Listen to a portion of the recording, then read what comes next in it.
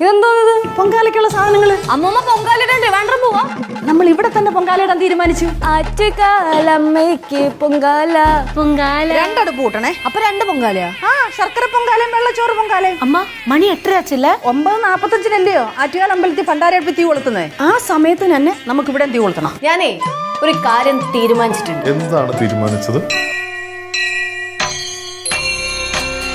വളരെ ഭക്തിസാന്ദ്രമായിട്ടുള്ള ഒരു എപ്പിസോഡായിട്ടാണ് എനിക്ക് തോന്നിയത്.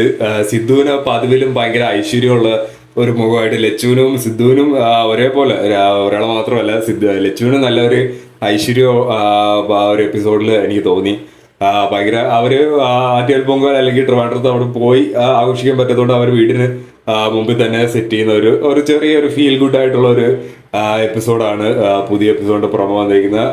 ഒരു പുതിയൊരു ടോപ്പിക് തന്നെ എടുത്തതിൽ നല്ല രസമുണ്ട്. ഇനിയും നമുക്ക് ഇതിനുശേഷം ആറ്റുകാൽ പൊങ്കാലയുടെ എപ്പിസോഡിന് ശേഷം ഇനിയും മറ്റു വ്യത്യസ്തരമായിട്ടുള്ള എപ്പിസോഡ് വരും നമുക്ക് പ്രതീക്ഷിക്കാം.